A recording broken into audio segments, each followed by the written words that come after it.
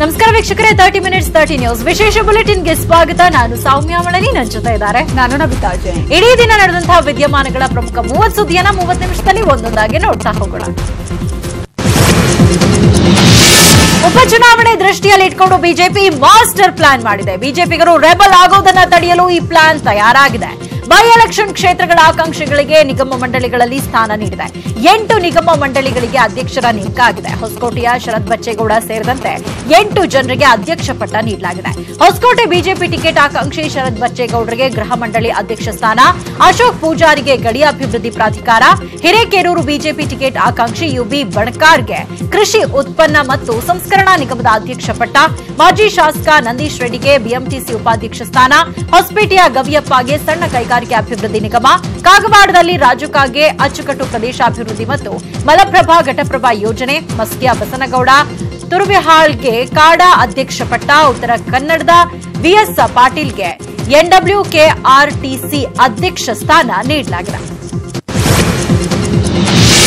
ನೆರೆ ಅಪ್ಪಳಿಸಿ ಜನ ತತ್ತರಿಸ್ತಾ ಇದ್ದಾಗ ನಾನು ಈ ಕುರಿತು ಧ್ವನಿ ಎತ್ತದಿದ್ರೆ 15 ದಿನಗಳಲ್ಲಿ ಸಿಎಂ ಯಡಿಯೂರಪ್ಪ ರಾಜೀನಾಮೆ ಕೊಟ್ಟು ಮನೆಗೆ ಹೋಗಿರ್ತಾ ಇದ್ರು ಅಂತ ಬಿಜೆಪಿ ಶಾಸಕ ಬಸನಗೌಡ ಪಾಟೀಲ್ ಯತ್ನಾಳ್ ಹೊಸ ಬಾಂಬ್ ಸಿಡಿಸಿದ್ದಾರೆ. ವಿಜಯಪುರದಲ್ಲಿ ನ್ಯೂಸ್ 18 ಕನ್ನಡದ ಜೊತೆ ಮಾತನಾಡಿ ಸಿಎಂ ಯಡಿಯೂರಪ್ಪ ಅವರನ್ನ ಮುಗಿಸಲು ರಾಜ್ಯದ 2 ಕೇಂದ್ರ ಸಚಿವರು ಯತ್ನಿಸುತ್ತಿದ್ದಾರೆ. ಈ ಬಗ್ಗೆ ನನಗೆ ದೆಹಲಿಯಿಂದ ಮಾಹಿತಿ ಸಿಕ್ಕಿದೆ. ಕೇಂದ್ರ ಸಚಿವರೇ ಈ ಷಡ್ಯಂತ್ರ ರೂಪಿಸಿದ್ದಾರೆ ಅಂತ ಹೇಳಿದ್ದಾರೆ. ಅನಂತಕುಮಾರ್ ಅವರು ಇದ್ದಾಗಲೂ ಯಡಿಯೂರಪ್ಪ ಅನಂತಕುಮಾರ್ ಪರಸ್ಪರ ಕಚ್ಚಾಡಿಕೊಳ್ತಾ ಇದ್ರು. ಆದ್ರೆ ಪಕ್ಷ ಹಾಗೂ ನಾಡಿನ ವಿಚಾರ ಬಂದ್ರೆ ಇಬ್ರು ಒಂದಾಗ್ತಾ ಇದ್ರು. ಈಗಿನ ಪರಿಸ್ಥಿತಿ ಹಾಗಿಲ್ಲ. ರಾಜ್ಯದ ಈ ಚಾಡಿಕೋರ ಸಚಿವರು ಮೋದಿ ಬಳಿ ನನ್ನ ಬಗ್ಗೆಯೂ ಚಾಡಿ ಮುಟ್ಟಿಸ್ತಾ ಇದ್ದಾರೆ. ಅವರ ಕುತಂತ್ರದಿಂದಾನೇ ನನಗೆ ಶೋಕಾಸ್ ನೋಟಿಸ್ ಬಂದಿದೆ. ಸಿಎಂ ಬಿಎಸ್ವೈ ಅವರಿಗೆ ನೆರೆ ಪರಿಹಾರದ ಕುರಿತು ಪ್ರಧಾನಿ ಮೋದಿ ಜೊತೆ ಚರ್ಚೆ ನಡೆಸಲು ಅವಕಾಶ ಸಿಗದಿರುವುದಕ್ಕೂ ಅವರೇ ಕಾರಣ ಅಂತ ಕಿಡಿಕಾರಿದ್ರು. ಅಲ್ಲದೆ ಕೇಂದ್ರದ ವಿರುದ್ಧ ಮತ್ತೆ ಗುಡುಗಿ ಯಡಿಯೂರಪ್ಪ ಬಗ್ಗೆ ನಿಮಗೆ ಅಸಮಾಧಾನ ಇದ್ರೆ ಅವರಿಂದ ರಾಜೀನಾಮೆ ಪಡೆಯಿರಿ, 76 ವರ್ಷ ವಯಸ್ಸಾಗಿದೆ ಅಂತ ಹೇಳಿ ರಾಜೀನಾಮೆ ಕೊಡಿಸಿ, ಆದ್ರೆ ಈ ರೀತಿ ತೆರೆಮರೆಯಲ್ಲೇ ಕುತಂತ್ರ ಮಾಡೋದು ಸರಿಯಲ್ಲ ಅಂತ ಬೇಸರ ವ್ಯಕ್ತಪಡಿಸಿದ್ದಾರೆ. ಇನ್ನು ಶಾಸಕ ಬಸನಗೌಡ ಪಾಟೀಲ್ ಯತ್ನಾಳ್ ಹೇಳಿಕೆಗೆ ಕೇಂದ್ರ ಸಚಿವ ಡಿವಿ ಸದಾನಂದಗೌಡ ತಿರುಗೇಟು ಕೊಟ್ಟಿದ್ದಾರೆ. ಯತ್ನಾಳ್ ಹೇಳಿಕೆಗೆ ಉತ್ತರ ಕೊಡುವ ಅಗತ್ಯ ಇಲ್ಲ. ಇಂತಹ ಹೇಳಿಕೆಗೆ ನಾವ್ಯಾಕೆ ಉತ್ತರಿಸಬೇಕು? ಯತ್ನಾಳ್ ದೊಡ್ಡವರು, ಜ್ಞಾನಿಗಳಿದ್ದಾರೆ. ಬಸನಗೌಡ ಪಾಟೀಲ್ ಯತ್ನಾಳ್ ಬಗ್ಗೆ ಮಾತನಾಡಲ್ಲ, ನಮಗೆ ಬೇರೆ ಕೆಲಸಗಳಿವೆ, ಅವರಿಂದಲೇ ಉತ್ತರ ಪಡೆಯಿರಿ ಅಂತ ಹೇಳಿದ್ದಾರೆ. ಇನ್ನು ಸಚಿವ ಸಿಟಿ ರವಿ ಮಾತನಾಡಿ ಯಡಿಯೂರಪ್ಪರಿಗೆ ಯಾರೂ ಅಪಮಾನ ಮಾಡಿಲ್ಲ, ಯಾರೂ ಅವರ ಮೇಲೆ ಚಾಡಿ ಹೇಳಿದ್ದಾರೋ ಗೊತ್ತಿಲ್ಲ ಅಂತ ಹೇಳಿದ್ರು.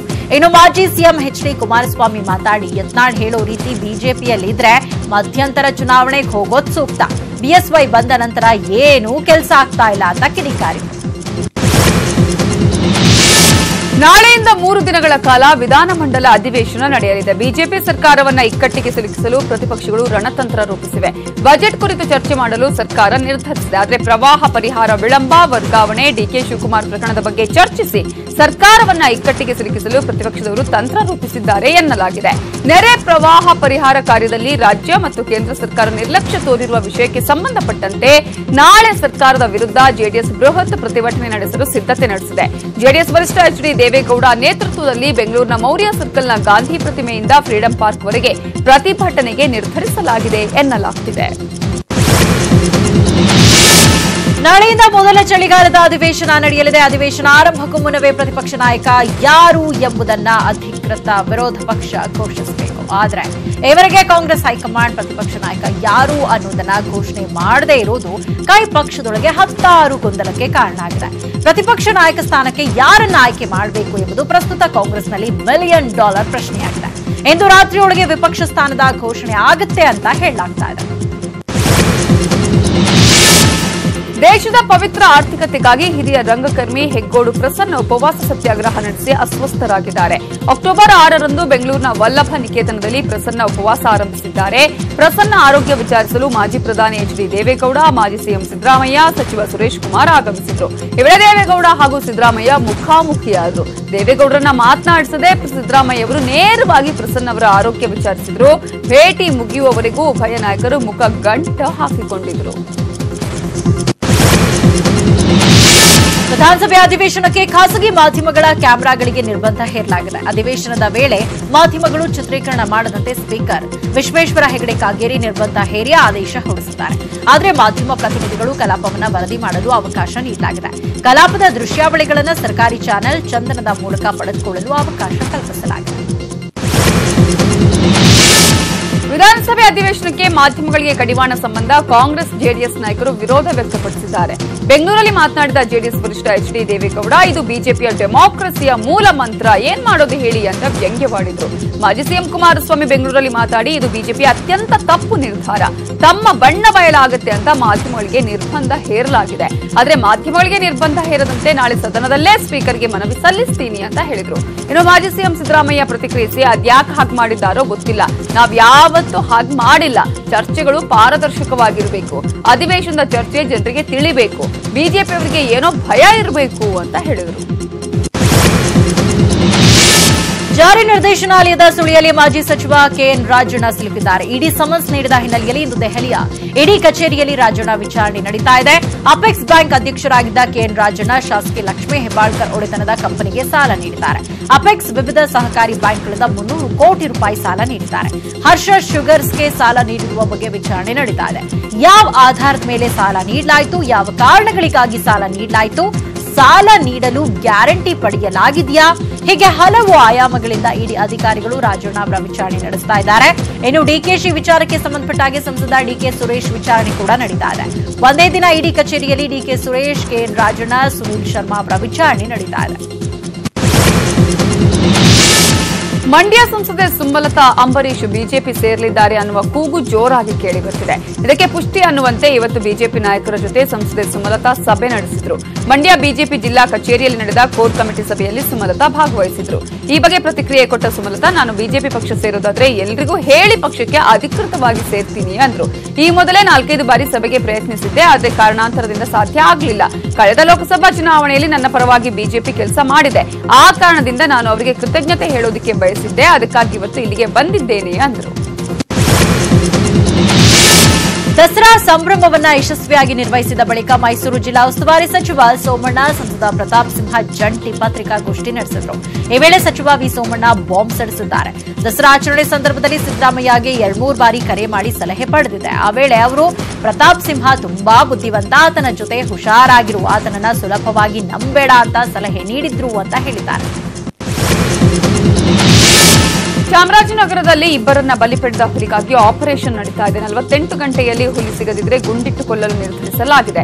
ಮೂರ್ಕಲ್ಲು ಗುಡ್ಡದಲ್ಲಿ ಹುಲಿ ದಾಳಿಗೆ ಶಿವಲಿಂಗಪ್ಪ ಅನ್ನೋರು ಸಾವನ್ನಪ್ಪಿದ್ರು. ತಿಂಗಳಲ್ಲಿ 10 ಹಸುಗಳನ್ನ ಕೊಂದು ಇಬ್ಬರ ಮೇಲೆ ದಾಳಿ ಮಾಡಿತ್ತು. ಹೀಗಾಗಿ ನರಭಕ್ಷಕ ಹುಲಿ ಕೊಲ್ಲೋದಕ್ಕೆ ಆಗ್ರಹಿಸಿ ಜನ ಪ್ರತಿಭಟನೆ ನಡೆಸಿದ್ರು. ಇವತ್ತು ಸೆರೆ ಸಿಗದಿದ್ರೆ ನಾಳೆ ಹುಲಿ ಹತ್ಯೆಗೆ ನಿರ್ಧರಿಸಲಾಗಿದೆ. ಹುಲಿ ಹತ್ಯೆಗೆ ಪ್ರಾಣಿ ಪ್ರಿಯರು ವಿರೋಧ ವ್ಯಕ್ತಪಡಿಸಿದ್ದಾರೆ. ಹುಬ್ಬಳ್ಳಿಯ ಸಿದ್ದಾರೂಢ ಮಠದ ಟ್ರಸ್ಟಿಗಳಿಗೆ ಬ್ಲಾಕ್ ಮೇಲ್ ಮಾಡಲಾಗಿದೆ. ಏಕಾಂತದಲ್ಲಿರುವ ದೃಶ್ಯ ಸೆರೆ ಹಿಡಿದು ಬೆದರಿಸಿ 10 ಲಕ್ಷ ರೂಪಾಯಿ ಸುಲಿಗೆ ಮಾಡಲಾಗಿದೆ. ಪ್ರಕರಣಕ್ಕೆ ಸಂಬಂಧಪಟ್ಟ ಹಾಗೆ ಹಳೆ ಹುಬ್ಬಳ್ಳಿ ಠಾಣೆ ಪೊಲೀಸರು 4 ಬಂಧಿಸಿದ್ದಾರೆ. ಸಿದ್ದಾರೂಢ ಮಠದ ಟ್ರಸ್ಟಿ ಡಾಕ್ಟರ್ ಬಸನಗೌಡ ಸಂಕನಗೌಡರ್ ಅವರು ಇನ್ನೊಬ್ಬ ಟ್ರಸ್ಟಿ ವಿಜಯಲಕ್ಷ್ಮಿ ಮನೆಯಲ್ಲಿದ್ದಾಗ 4 ಜನರ ತಂಡ ಮನೆಯೊಳಗೆ ನುಗ್ಗಿ ಚಿತ್ರೀಕರಣ ಮಾಡಿತ್ತು. ಮಠದ ಸೂಪರ್ವೈಸರ್ ಸುನೀಲ್ ಕಮ್ಮಾರ್ ನೀಡಿದ್ದ ಮಾಹಿತಿ ಮೇರೆಗೆ ಸಂತೋಷ್ ಪೂಜಾರಿ, ಸಂಜು ಪಟದಾರಿ ಹಾಗೂ ಗಣೇಶ್ ಕನ್ನೂರ್ ಎಂಬುವರು ಬ್ಲಾಕ್ ಮೇಲ್ ಮಾಡಿದ್ರು. ಈ ವೇಳೆ ವೈದ್ಯ ಡಾಕ್ಟರ್ ಬಸನಗೌಡ ಸಂಕನಗೌಡರ್ 10 ಲಕ್ಷ ರೂಪಾಯಿ ಕೊಟ್ಟಿದ್ರು. ಆರೋಪಿಗಳು ಹೆಚ್ಚಿನ ಹಣಕ್ಕೆ ಬೇಡಿಕೆ ಇಟ್ಟು ಬೆದರಿಕೆ ಹಾಕಿದ್ರು. ಕಿರುಕುಳ ತಾಳಲಾರದೆ ಡಾಕ್ಟರ್ ಬಸನಗೌಡ ಸಂಕನಗೌಡರ್ ಪೊಲೀಸರಿಗೆ ದೂರು ಕೊಟ್ಟಿದ್ರು.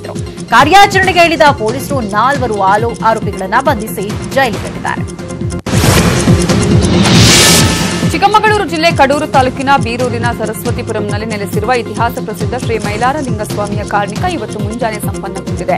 ಇಟ್ಟ ರಾಮನ ಬಾಣಕ್ಕೆ ಹುಸಿ ಇಲ್ಲ, ಪಂಜರದ ಗಿಳಿಗಳು ಹಾರಿ ಹೋದವು, ಕಟ್ಟಿದ ಕೋಟೆ ಪರರದ್ದಾಯಿತು, ಉತ್ತಮ ಮಳೆ ಸುರಿಸಿದವು, ಸರ್ವರು ಎಚ್ಚರದಿಂದಿರಬೇಕು. ಇದು ರಾಷ್ಟ್ರ ಮತ್ತು ರಾಜ್ಯದ ಆಗುಹೋಗುಗಳ ಮೇಲೆ ಶ್ರೀ ಮೈಲಾರಲಿಂಗಸ್ವಾಮಿ ದಶರಥ ಪೂಜಾರರ ಬಾಯಲ್ಲಿ ಬಂದ ಕಾರ್ಣಿಕದ ನುಡಿಗಳು. ಬುಧವಾರ ಬೆಳಗಿನ ಜಾವ 5 ಗಂಟೆಗೆ ಇಲ್ಲಿನ ಮಹಾನವಮಿ ವೇಳೆಯಲ್ಲಿ ಸಾವಿರಾರು ಭಕ್ತರ ಸಮ್ಮುಖದಲ್ಲಿ ಬೆಣ್ಣೆ ಮೆತ್ತಿದ ದೊಡ್ಡ ಬಿಲ್ಲೆಯನ್ನ ಏರಿದ ಪೂಜಾರರು ಕಾರ್ಣಿಕದ ನುಡಿಗಳನ್ನಾಡಿದ್ರು. ಮೈಲಾರಲಿಂಗನ ಕಾರ್ಣಿಕ ಕೇಳಿ ಅಂಬನ್ನ ಹೊಡೆದಾಗ ದಸರಾ ಮುಕ್ತಾಯ ಆಗತ್ತೆ. ದ್ವೇಷಕ್ಕಾಗಿ 1.5 ಎಕರೆ ಬೆಳೆದು ಇನ್ನೇನ್ ಕಾಯಿ ಕಟ್ಟುವ ಹಂತದಲ್ಲಿದ್ದ ಹತ್ತಿಯನ್ನ ಸಂಪೂರ್ಣವಾಗಿ ಕಡಿದು ಹಾಕೋಗಿರುವ ಕೃತ್ಯ ರಾಯಚೂರು ತಾಲೂಕಿನ ಎಲೆಬಿಲ್ಚಾಲಿಯಲ್ಲಿ ನಡೆದಿದೆ. ಎಲೆಬಿಚ್ಚಾಲಿಯ ಮಹಾಂತಮ್ಮ ಎಂಬುವವರ ತಮ್ಮ 1.5 ಎಕರೆ ಭೂಮಿಯಲ್ಲಿ ಹತ್ತಿ ಬೀಜಕ್ಕಾಗಿ ಬೆಳೆಯನ್ನ ಬೆಳೆದಿದ್ರು. ನಿನ್ನೆ ಸಂಜೆವರೆಗೂ ರೈತರು ಇದೇ ಭೂಮಿಯಲ್ಲಿ ದುಡಿದಿದ್ದಾರೆ. ಇಂದು ಮುಂಜಾನೆ ಬಂದ್ ನೋಡಿದ್ರೆ ಯಾರೋ ದುಷ್ಕರ್ಮಿಗಳು ಇಡೀ ಹೊಲದಲ್ಲಿದ್ದ ಹತ್ತಿಯನ್ನ ಕತ್ತರಿಸಿ ಹೋಗಿದ್ದಾರೆ.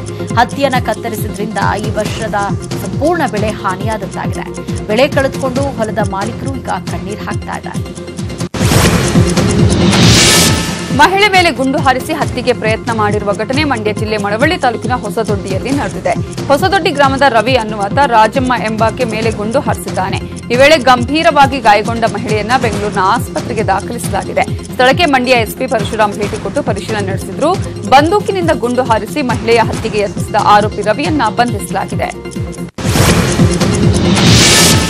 ಪರಪ್ಪನ ಅಗ್ರಹಾರ ಕಾರಾಗೃಹದಲ್ಲಿ ಅಕ್ರಮ ಚಟುವಟಿಕೆ ಹಿನ್ನೆಲೆಯಲ್ಲಿ ಸಿಸಿಬಿ ಅಧಿಕಾರಿಗಳು ಬೆಳ್ಳಂಬೆಳಗ್ಗೆ ದಾಳಿ ನಡೆಸಿದ್ದಾರೆ. ಈ ವೇಳೆ 37 ಡ್ರ್ಯಾಗರ್, ಚಾಕು, ಗಾಂಜಾ ಮತ್ತು ಗಾಂಜಾ ಸೇದುವ ಪೈಪ್ ಸೇರಿದಂತೆ ಮೊಬೈಲ್ ಮತ್ತು ಸಿಮ್ ಕಾರ್ಡ್ಗಳನ್ನು ಜಪ್ತಿ ಮಾಡಲಾಗಿದೆ. ಇತ್ತೀಚೆಗೆ ಜೈಲಿನಲ್ಲಿ ಮೊಬೈಲ್ ಬಳಕೆ ಹೆಚ್ಚಾಗಿದ್ದು ಕಳೆದ 1 ವಾರದಿಂದ ಸಿಸಿಬಿ ಅಧಿಕಾರಿಗಳು ಕಣ್ಣಿಟ್ಟಿದ್ರು. ಅಲ್ಲದೆ ಜೈಲಿನಲ್ಲಿರುವ ರೌಡಿಗಳು ಒಳಗಿದ್ಕೊಂಡೇ ಬೆದರಿಕೆ, ಸುಲಿಗೆ, ಸುಪಾರಿ ನೀಡುವ ಡೀಲ್ ನಡೆಸ್ತಾ ಇದ್ರು ಎನ್ನಲಾಗಿದೆ. ಹೀಗಿರುವಾಗಲೇ ಸಿಸಿಬಿ ಅಧಿಕಾರಿಗಳು ಕೆಲ ಶಂಕಿತ ರೌಡಿಗಳಿಗೆ ಬಿಸಿ ಮುಟ್ಟಿಸಿದ್ದು ವಾರ್ನಿಂಗ್ ಕೂಡ ನೀಡಿದ್ದಾರೆ. ನಿನ್ನೆ ದಸರಾ ಜಂಬೂ ಸವಾರಿಯಲ್ಲಿ ಚಿನ್ನದ ಅಂಬಾರಿ ವಾಲಿತ್ತು. ಅಂಬಾರಿ ವಾಲುವುದಕ್ಕೆ ವ್ಯಕ್ತಿಯೊಬ್ಬರ ಫೋಟೋ ಗೀಳೆ ಕಾರಣ ಅಂತ ರಾಜಮಾತೆ ಪ್ರಮೋದಾದೇವಿ ತಿಳಿಸಿದ್ದಾರೆ. ಅಂಬಾರಿ ಕಟ್ಟುವಾಗ ಫೋಟೋ ವಿಡಿಯೋಗೆ ನಿರ್ಬಂಧ ಹೇರಲಾಗಿದೆ.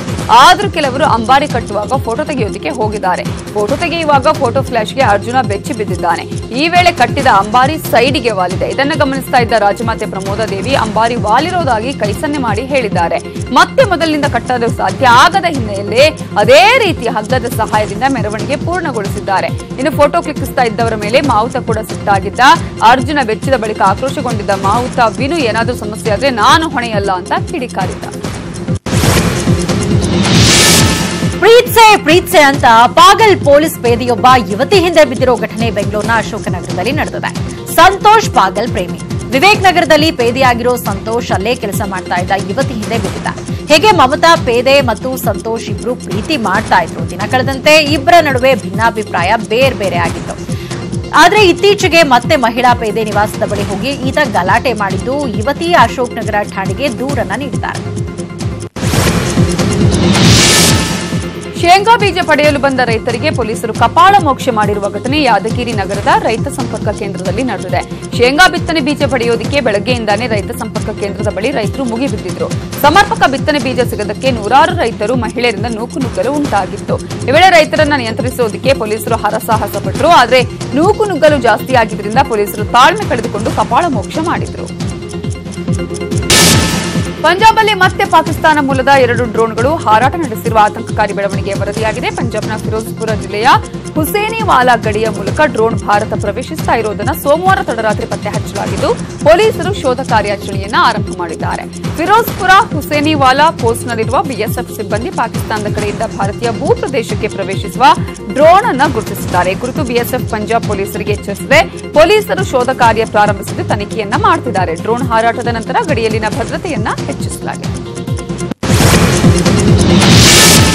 ರಾಜಸ್ಥಾನದ ಧೋಲ್ಪುರ್ ಜಿಲ್ಲೆಯ ಪರ್ಬಾತಿ ನದಿಯಲ್ಲಿ ದುರ್ಗಾದೇವಿ ವಿಸರ್ಜನೆ ವೇಳೆ ನೀರಿನಲ್ಲಿ ಮುಳುಗಿ 10 ಮಂದಿ ಸಾವನ್ನಪ್ಪಿದ್ದಾರೆ. ನಿನ್ನೆ ಸಂಜೆ ವಿಜಯದಶಮಿ ಪ್ರಯುಕ್ತ ದುರ್ಗಾದೇವಿಯನ್ನ ಮೆರವಣಿಗೆ ಮೂಲಕ ನದಿ ತೀರಕ್ಕೆ ತರಲಾಗಿತ್ತು. ದುರ್ಗಾದೇವಿ ವಿಸರ್ಜನೆ ಸಂದರ್ಭದಲ್ಲಿ ಬಾಲಕನೊಬ್ಬ ಈಜಲು ನದಿಗೆ ಧುಮುಕಿದ್ದಾನೆ. ಬಳಿಕ ಸುಳಿಗೆ ಸಿಲುಕಿ ಮುಳುಗಿದ್ದಾನೆ. ಈ ಬಾಲಕನನ್ನ ರಕ್ಷಿಸಲು ಮತ್ತೆ ಇಬ್ಬರು ನದಿಗೆ ಹಾರಿದ್ದಾರೆ. ಅವರು ಕೂಡ ಮುಳುಗಿದ್ದಾರೆ. ಇವರನ್ನ ರಕ್ಷಿಸೋದಕ್ಕೆ ಮತ್ತೆ ಕೆಲವರು ನದಿಗೆ ಹಾರಿದ್ದು ಒಟ್ಟು 10 ಜನ ನೀರಿನಲ್ಲಿ ಮುಳುಗಿ ಮೃತಪಟ್ಟಿದ್ದಾರೆ. ಮೃತಪಟ್ಟವರ ಕುಟುಂಬಗಳಿಗೆ ಸಿಎಂ ಪರಿಹಾರ ನಿಧಿಯಿಂದ ತಲಾ 1 ಲಕ್ಷ ರೂಪಾಯಿ ಪರಿಹಾರ ನೀಡಲಾಗಿದೆ.